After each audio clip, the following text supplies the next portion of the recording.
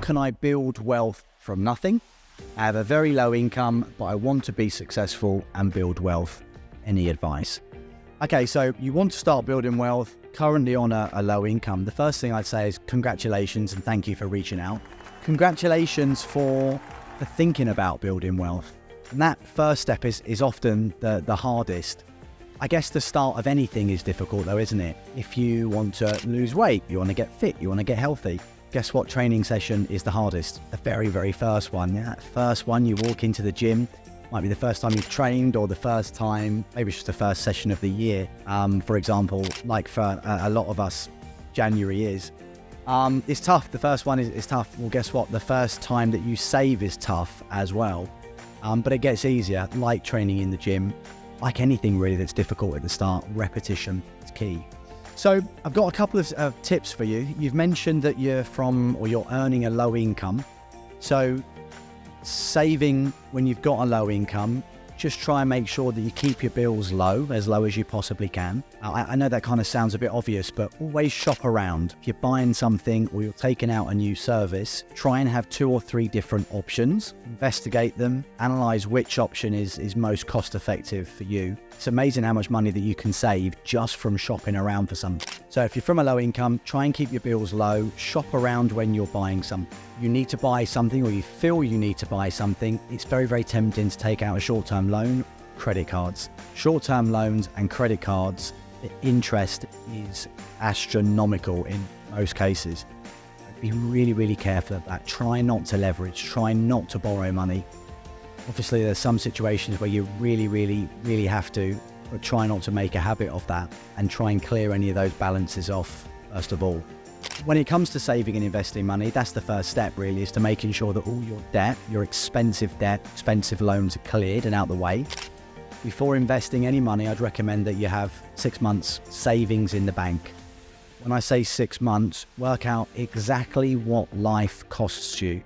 So that might be things like rent, it might be travel costs, food, all the things that are an absolute necessity each month. What's the total figure?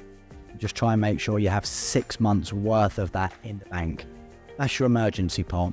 If the shit hits the fan, you lose your job, you're out of work, at least you know that you've got 6 months worth of expenses in the bank. That should give you plenty of time to find a new job. So before you start saving and investing, clear the credit card debt, make sure you've got that emergency pot. Once you've done that, it's definitely sensible to think about saving and investing.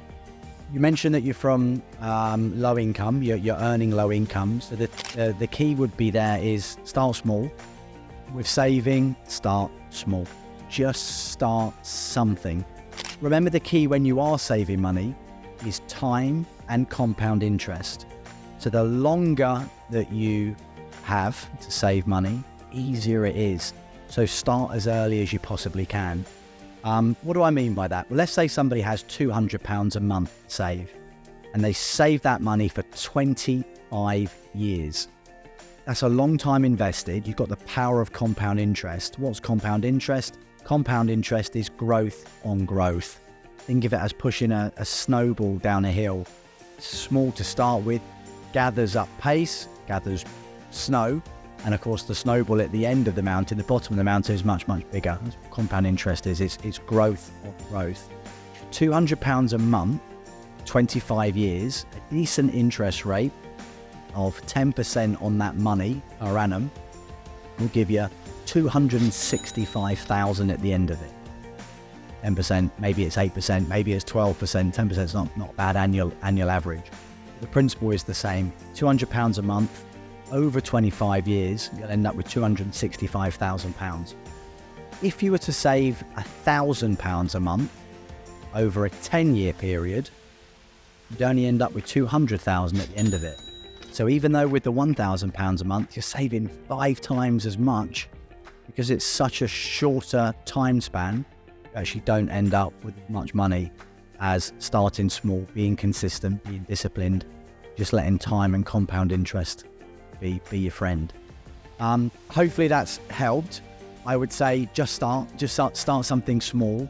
Get the discipline of starting saving, and try and stick to the thought process of a little bit for today, a little bit for tomorrow. It's always the best way.